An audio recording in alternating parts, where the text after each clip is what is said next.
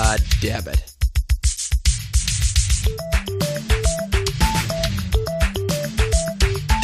It's time for Blumpkin&Friends, starring your host, the Reverend Johnny Blumpkin.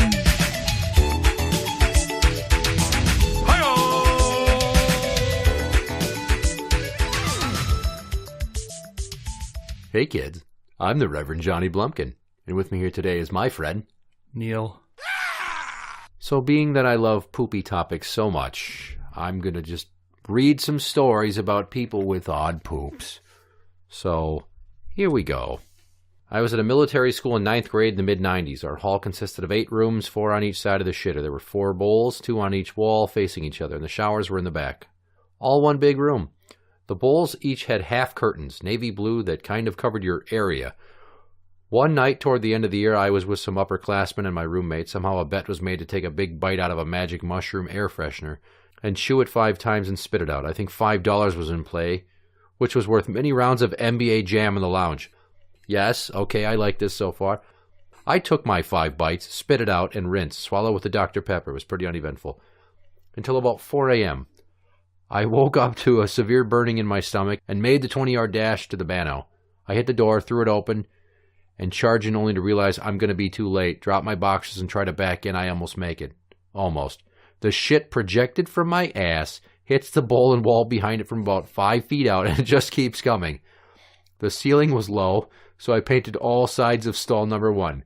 Maybe 60 seconds was all it took. I threw my boxers in the trash, hit the shower, and head back to my room.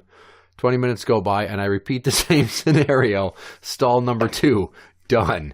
Shower, back to my room. Not even 10 minutes later, round 3, I don't make it. I end up shitting all over stall 3's curtain and the main floor. I can still see all the brown liquid covering and dripping from that navy blue curtain. Now I fucking panicked. Not, am I okay panic? Nope, I'm more worried about getting into trouble, but still hoping I'm getting away with it. Uh-oh! I go back to my room. Revelry, or whatever it was called, sounds, and everyone starts to wake up. Explosion number 4 hits. I run into my hall senior, who was a prick, and nearly knock him down on my 4th and final trip. He walks in about to let me have it. Witnesses the scene and just walks away. Now I'm fucked, but that was pretty much the end of the shit. 2 hours later, I've made it through formation, drills, mess, and I'm in 2nd period. Just sweating. I happen to be able to see my hall from class. I can see the janitor cart roll up and the janitor go in. A minute or maybe less passes. He comes walking out and pukes everywhere, very casually. I see him stand up, shake his head, put on a mask, and head back in. Nearly simultaneously, my name blares out over the speakers to go to the commandant's office. So this is making me think of the older brother Francis on Malcolm in the Middle now. Mm-hmm. My mom is on the speakerphone in his office. The rest is a blur. There was a large cleaning fee, lots of running with a rifle over my head, and lots of yelling. For weeks, I've never looked at those air fresheners the same since. So what the hell kind of air freshener was it? He took a bite out of it? A magic mushroom. Yeah, I don't know what those are. I don't know. So don't eat air fresheners of any kind. Here's another one. About a year ago, I decided to get a dog. I got the dog from a rescue group, and she was a healthy puppy aside from some intestinal parasites. We got the dog on a Saturday, so we couldn't get her to the vet until Monday to start trying to fix the parasite issue. Turns out the new living situations can stress out dogs and prevents them from going to the bathroom a couple of days. By Sunday night, she hadn't pooped once. I was concerned, but after some Googling, it didn't seem too unusual. I woke up Monday, and after getting ready for work, I go down to her crate and immediately get hit with a wall of stench unlike anything I've ever smelled before. She had wallpapered her crate with 2 days' worth of parasite-ridden shit. Holy shit! Cleaning up was awful, but I didn't think much of it. The next couple of days, I started having loose stools, to put it politely. I wrote them off as maybe drinking too much the night before and moved on. Their frequency and urgency increased as the week went on, and I got a little more worried. Then one night, it happened. I woke up in a state of cold sweat, panic, and started running to the bathroom. As I opened the door, I lost the fight and shit my pants. It was a horrible, awful experience, one I never really need to relive. The doctor's appointment went well, as an appointment for a 25-year-old man shitting his pants can go. The doctor comes in, and then a gorgeous med school student walks in behind her and asks if it's okay if she sits in on the appointment. I was so thrown by the hot girl in the room that I forgot I was there to discuss my incontinence, so I'd agree to her sticking around. We get into why I'm there, and once I get to the shitting my pants part, the girl starts snickering, which was a real ego booster. The doctor asks if I've been in any foreign countries or been camping recently and drank water with parasites in it. I mentioned the dog incident, and the doctor immediately jumped on it. She was sure I'd somehow swallowed some dog shit and picked up the parasites. She was ecstatic, started talking about publishing a paper on my bizarre case, and was sure that was the source of my problem. I'm sent home with a kit to get a stool sample and some medicine for the parasites. I bring the stool sample back, and the result came back. I didn't have any parasites. I just shit my pants for no reason. It was great. a really low point in my adult life. But just to save face, I told people I had Giardia anyway. A couple of weeks later, I ran into the med student when I was out at a bar and immediately turned around and walked out the door. Be careful around puppies with parasites. We'll go one more here. All right. When I was in college, I went to school in Corpus Christi, Texas, and had taken a weekend trip to San Antonio to hang out with some friends. I'm going to read it in a southern voice. On a whim, the Sunday afternoon I was scheduled to drive back, I stopped by the AT&T store to look at the Spurs store and decided to attend a King Spurs game in the evening, which cost about $20. So I go to the game, and inside is a barbecue food stand and go to town on probably more than a pound of chopped barbecue with about a gallon of sauce. Fast forward to later on, and I arrived into Corpus at around midnight, where my roommate promptly wanted to go have a late-night dinner at Denny's. I chow down some more. We leave and start to head back home when the bubble gut hits. My apartment wasn't too far, but I wasn't going to make it, so I tell him to pull into Walmart. I like where this is going. As I get out of my car, my guts are screaming to be let loose, and I'm clenching my ass and doing a penguin walk as I'm walking. Shit starts leaking into my underwear and jeans. I don't think it's too bad. I figured something I could manage to save using a whole bunch of toilet paper. I run into the stall, pull on my pants, and release what's left of the shit, and realize it's got a reddish tint to it due to the barbecue sauce. I look at my underwear and jeans, and they're covered with what looks like that Ohio chili Bernico is always yammering on about. I'm so embarrassed and don't know what to do, and about a half hour later, a Walmart employee walks in, and I tell him to call an ambulance so I can fake getting out of Walmart. What the fuck is wrong with Think that? about that. I was so embarrassed to just run out of the store and hop back into the car and embarrass myself and roommate that I asked an employee to dial 911 and call for an ambulance. So paramedics arrive, and I tell them the red poop might be due to blood, and they put me on a gurney and rush me to a hospital with my friend driving behind me. Several hours later, and after a multitude of tests, x-rays, and drugs administered to me, one of the doctors comes in and tells me I actually do have something wrong with me. They said one of my ureters, which funnels pee from the kidneys to my bladder, is closed, and they have to put a stent in to keep it open. Several days later, I have a procedure done where I went in for an outpatient surgery, and they shoved a stent in through my dick hole and basically inflated a long rubber balloon that would hold my ureter open. About 6 months later, I went into the doctor's office. The female doc applied some Novocaine to the head of my dick and used some wiry alligator clamp thing to reach in and pull out about a foot-long balloon out of my dick hole, fully awake. This was all because I didn't want to be embarrassed for 5 minutes. I don't know if it's all from that. Even having a lot of barbecue sauce shouldn't really turn your shit red, should it?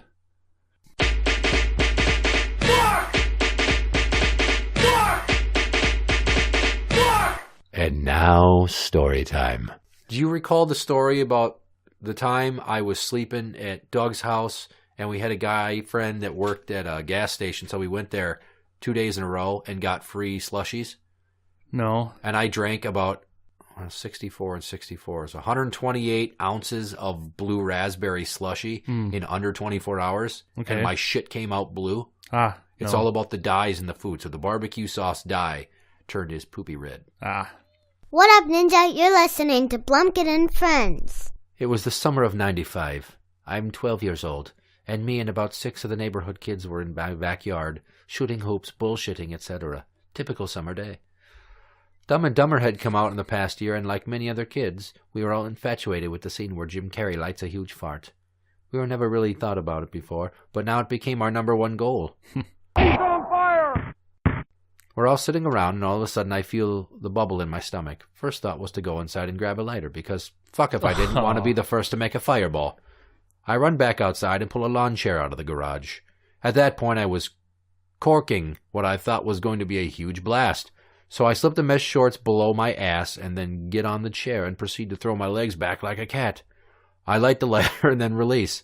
All of a sudden, I hear nothing but my friends roaring with laughter, as well as, he shit himself, and then feel a wetness on my ass. I look down and see 2 moist nuggets, one on the chair dangling and the other on the blacktop. They were all in tears by the time I ran back outside to hose it down. And I laughed, although it was easily the most embarrassing moment in my life. And at that point, it was my first ever shart, and easily the most entertaining. I like these stories. Poops are fun. Poops are fun. I mean, if you start feeling that, you just got to be like, all right, that's not like maybe it'll pass, I would say. When you start feeling the bubble, as they call it, it's like, all right, you got to get to a fucking toilet. Because if you think it's just going to pass or you think it's just really bad gas, then you end up shitting your pants.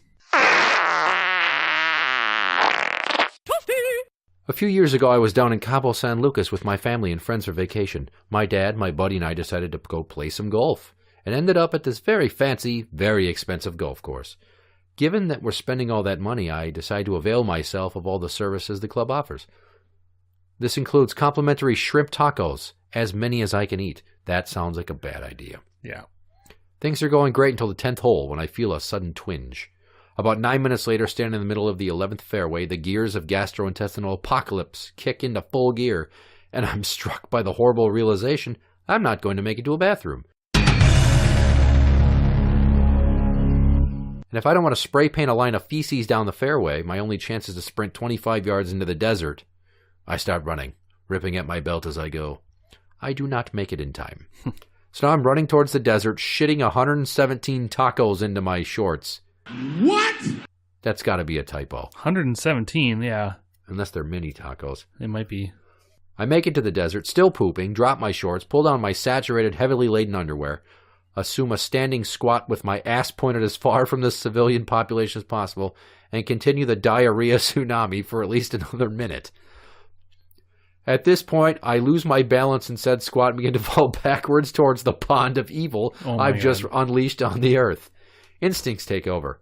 I throw my hand back to find anything to grab to prevent me from falling into the little ocean of vileness, and land my left palm squarely on top of a spiny cactus. Oh my god. The barbs penetrate to the bone in my hand. Wow. I'm now screaming, crying, covered in my own waste with my laden drawers still around my knees because I couldn't get them all the way off my body, in a desert in Mexico.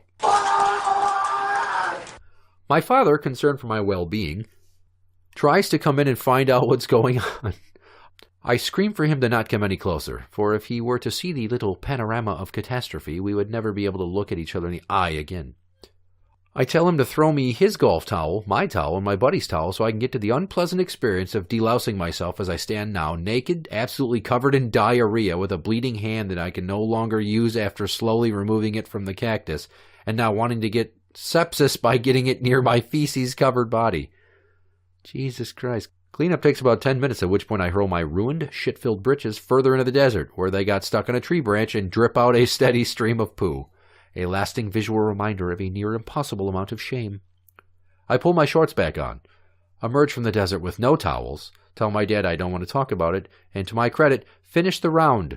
Later that afternoon, I sit on the floor of the shower in my hotel, knees clutched to my chest, rocking slowly back and forth, as I weep softly for an innocence lost. During the summer following 3rd grade, my parents sent my brother and me to camp. My mom had been hit by a car earlier in the year, and she was okay, but they wanted the two of us out of the house for as much time as possible so they could put us in a month-long summer camp in northern Minnesota. The catch was that this camp was designed to prepare special needs kids for middle and high school. I'm not special needs, but my older brother is. I believe my parents thought that I would be able to support my brother at camp and help him with his anxiety. He has Asperger's and ADHD, so social upheaval and routine change are the worst for him. And I think they actually got something of a 2-for-1 deal out of it. Maybe because I was the only kid there without any kind of disability. Yay! Camp was awful for many, many reasons. owing in part to the region of Minnesota having terrible weather and in part to the fact that, well, I was the only non-special needs kid. I didn't even get to see my brother much since he was in a separate age group with its own strict schedule. Every time I saw him, he started bawling and I had to try to comfort him. But the worst memory I have of this camp is this. Once every week, the camp would serve hot dogs for dinner. I already did not like hot dogs at this age, given I had a sensitive stomach as a kid, and 1,000 hot dogs cooked en masse were never going to be easy on the gut. But there were no alternative food options, and the counselors basically force-fed us, so I ate the dogs, knowing full well I would regret it in one way or another. After having had hot dogs for dinner and after lights out one night, I awoke to the terrible feeling that my insides were made of a fiery goop, and they were going to leak out of me any second. I hopped down from the top bunk, which only jarred me further and brought me closer to the shitplosion that was my due. This caused the female counselor who slept in the adjacent room to awaken, and she groggily tried to ask me why I was up. I sprinted past her, slammed open the screen door, and stepped out into a light cold rain. Now, the camp latrine was on the opposite side of camp and at least a good 200 yards from my cabin, so I knew there was no way I would make it there. Instead, I went around to the side of the cabin, pulled down my shorts and boxers, relaxed my sphincter, and waited, horrified, as a shit poured forth that was incredibly similar in texture and stench to, but far more voluminous than doggy diarrhea. To my utter horror, the female camp counselor had followed me outside and witnessed at least some of the evacuation. Even though I was embarrassed, it was good that she was there.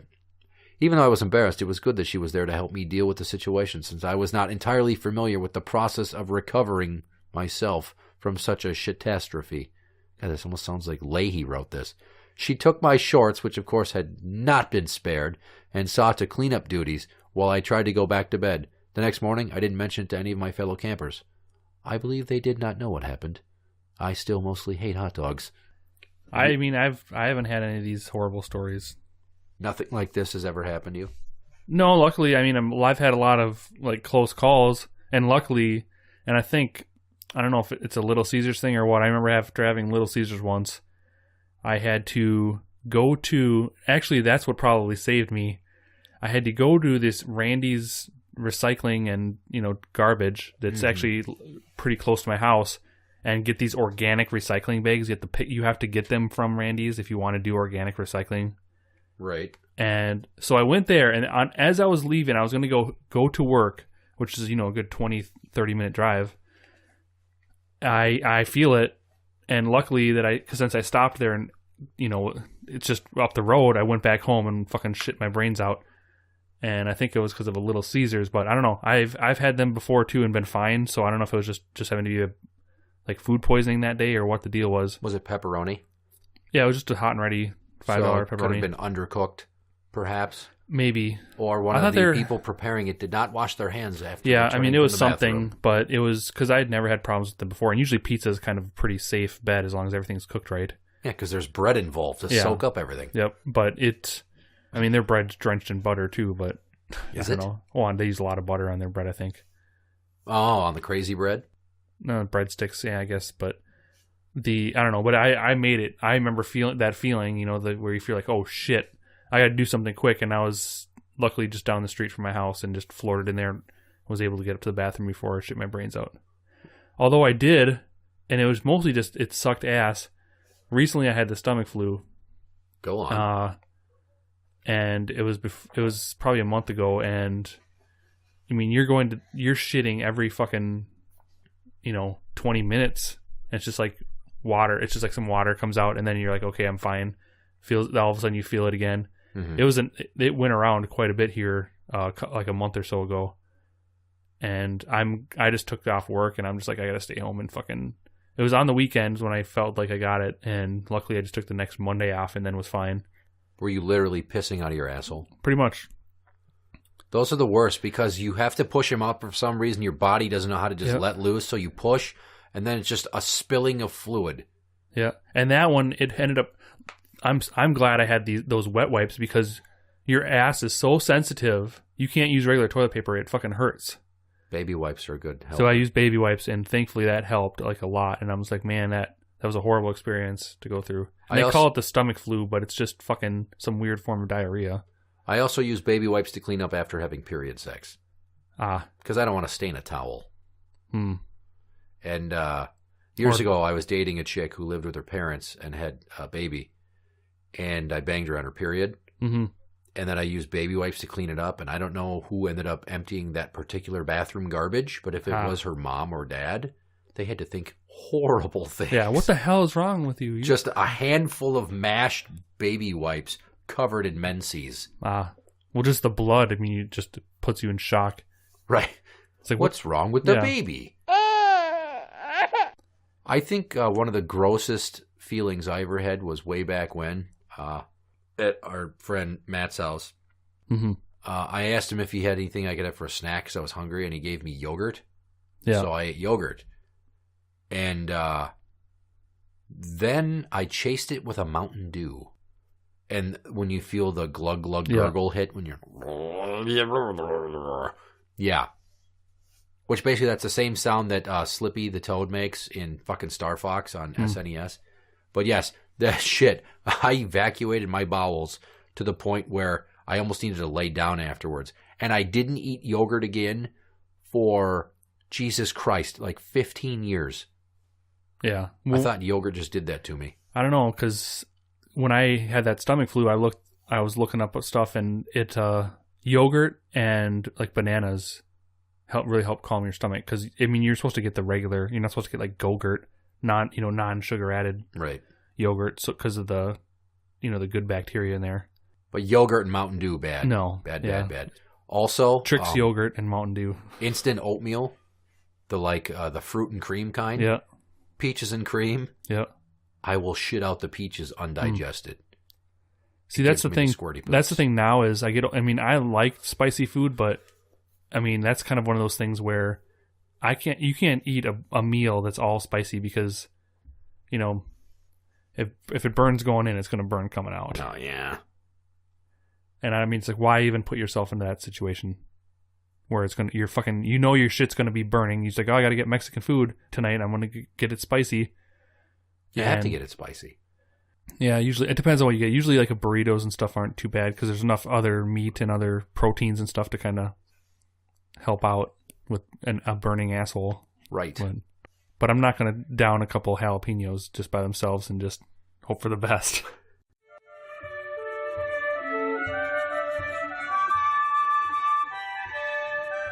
And now, Jeremy Irons raps. You can shut the fuck up, I put a booger in your eye. Take a shit on your kitchen table, as I make your kids cry. Take your wife to the bedroom. A boom boom mummy mummy. Grab a piece of this salami.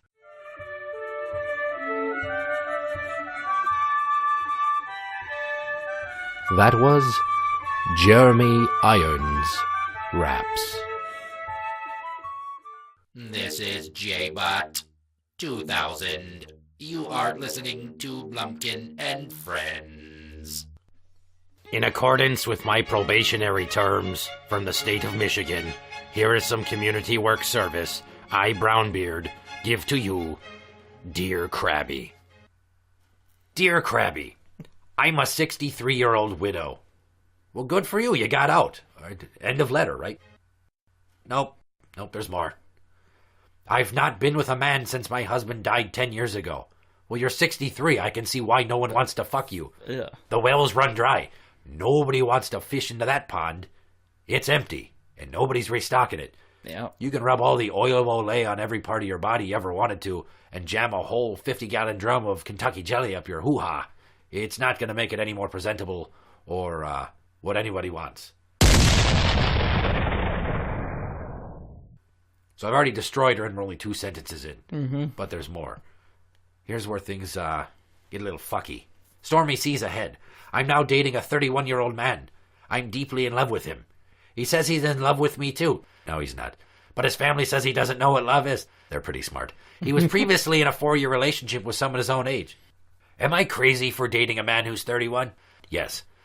He's everything I've always wanted. No, you want attention. You're lonely. and what I would consider the perfect man for me. The perfect man for you is fucking 32 years younger than you and limber and knows what to do with a wet vagina. I'm sure every time he fucks you, it's like sticking his dick in a children's sandbox. God, have you ever thought about fucking like an old Arby's sandwich that's half dried up? It's been sitting in the fridge, not in Tupperware, so the meat's gotten kind of hard and stale, and you just plow into it. No amount of Arby's sauce is going to help you with that one. Can't say that I have. Okay, well, that's what I imagine it would be like. Much like fucking an extremely fat woman in the summer months is the equivalent, the sound it makes, to fisting a jar of mayonnaise. Could be, yeah. Yeah, I got that. Yeah. I actually don't like mayonnaise. I think he's picturing an inheritance. No shit. You think? Jesus. Just put it out there for the audience. Can I tell you, once upon a time ago, I fancied myself a wee bit of a gigolo, and I thought I could get in with one of these sugar mamas. And I was in like Flint until she wanted to consummate our relationship.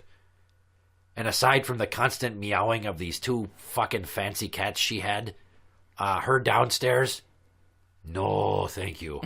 It was scarier than a old ship graveyard. We're talking bottom of the ocean, tons of wrecked vessels, skeletons, scallops, seaweed, sharks. I'd rather be down there in that with no scuba suit than go near this woman's bush. It was just, it was huge.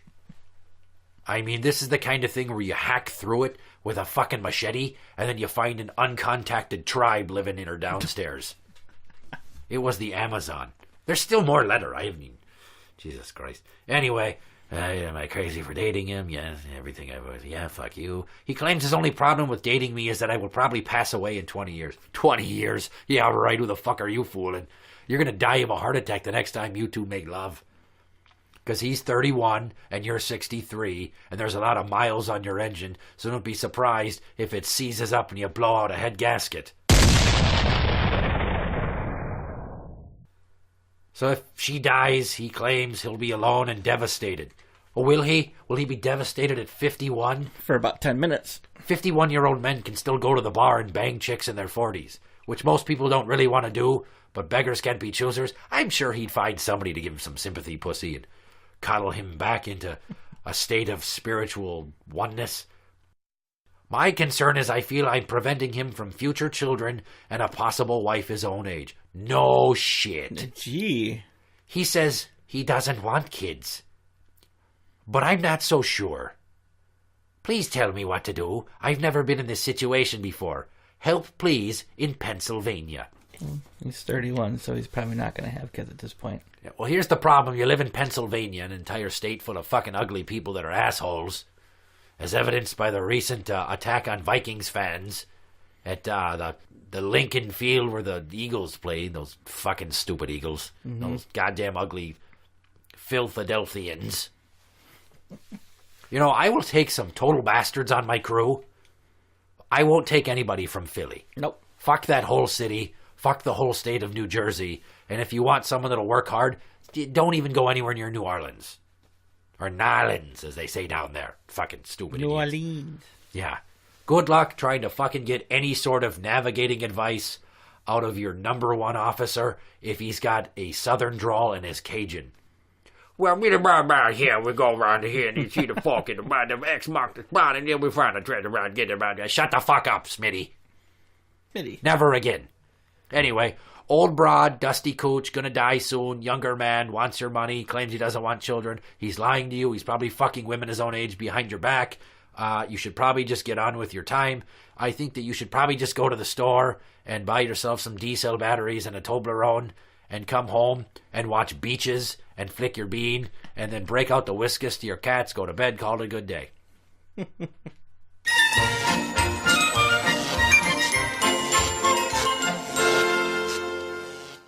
We've reached the point in the show when it's time to play a game. And I think it's a fitting episode in dedication to all things poop that are related to the show I got this bit from, the RPS Challenge, to IT Radio. So let's play an RPS Challenge. You're familiar with how this goes, so I shouldn't need to fucking explain it. You're going to say what you got, and I already wrote mine down right here. While you were talking. You just did? Now, I just wrote down 8 of them without even thinking about it. Okay. Let's see how well this goes.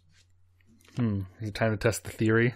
The theory? You do whatever you're going to do, and I'm gonna laugh at you either way.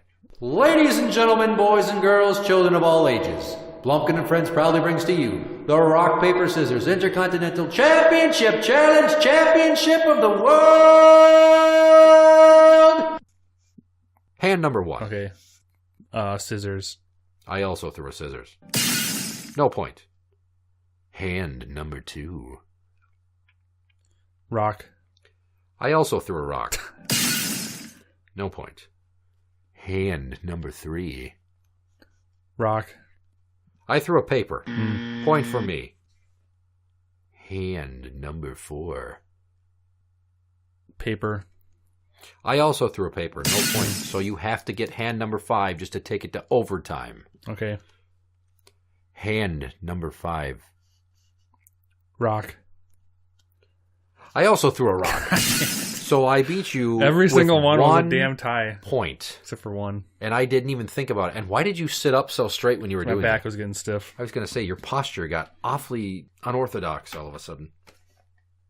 I thought when you said, is it time to test the theory, you were talking about the theory that all men choose rock first. No, I was thinking of the theory of I should pick every single one of the same thing. That's what I thought you were going to go paper, paper, paper, paper, paper. Yep. Fantastic. Fantastic.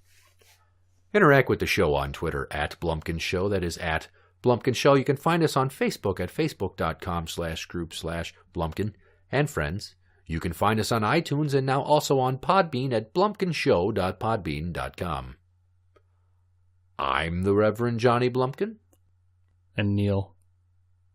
Good night.